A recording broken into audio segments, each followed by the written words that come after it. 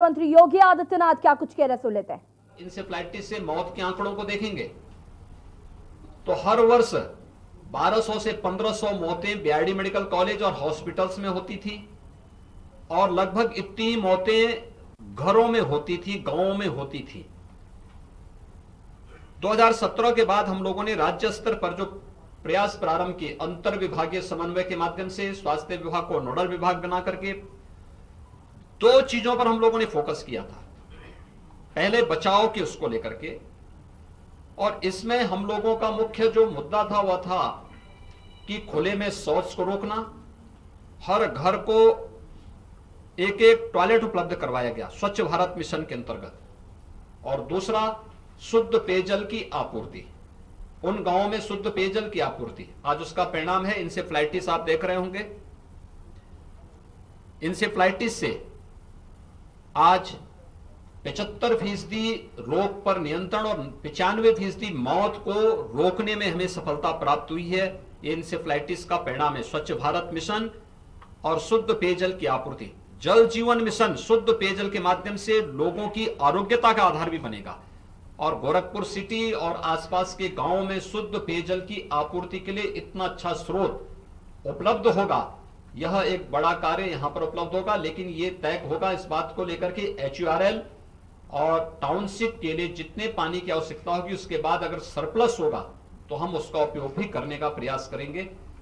और इस कार्य को बहुत प्रतिबद्धता के साथ HURL और उनसे जुड़ी भी जितनी कंपनियां हैं सभी लोग यहां पे कर रहे हैं। इंडियन ऑयल है, NTPC है, कोल इंडिया है, ये सभी लोग मिलकर के इस कार्यक्रम को आगे बढ़ा रहे हैं।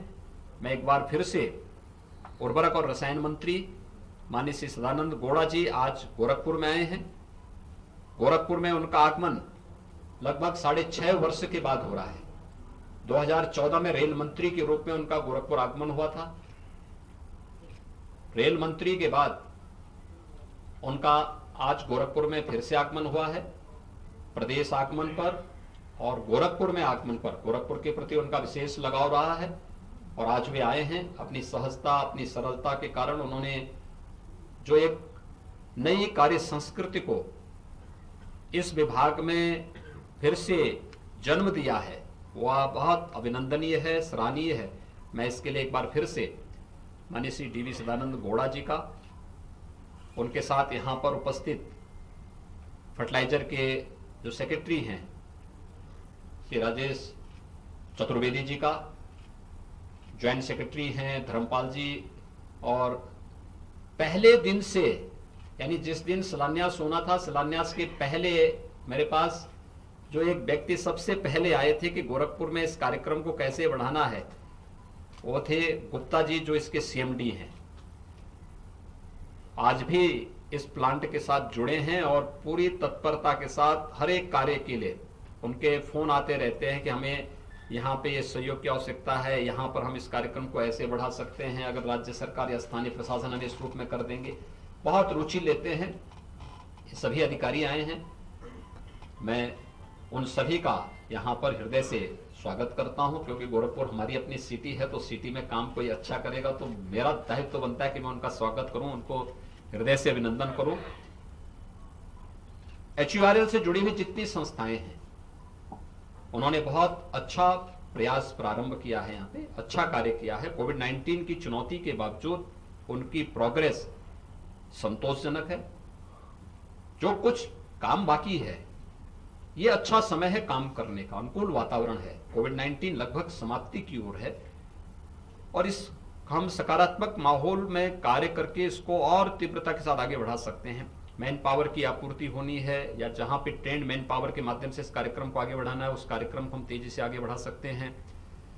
टोयो और अन्य जो कंपनियां हैं, PDIL आदि के द्वारा जो ये कार्यक्रम आगे बढ़ाए जा रहे हैं, इसको और तीव्रता के साथ एक साथ सभी कार्यक्रम चलेंगे तो मुझे लगता है कि हम समय से पहले इस कार्य को, इस प्लांट को तैयार करके और उस पर आगे के ट्रायल प्रारंभ हो जाएंगे। और उसके बाद हमारा प्रयास होगा कि आदरणीय प्रधानमंत्री जी को स्वयं गोरखपुर में उन्हें आमंत्रित करके इस प्लांट को यहाँ पर राष्ट्र को समर्पित करने और किसानों, कृषकों, युवाओं को आत्मनिर्भर भारत के इस लक्ष्य को प्रदान करने में एक नया मील का पत्थर साबित होगा।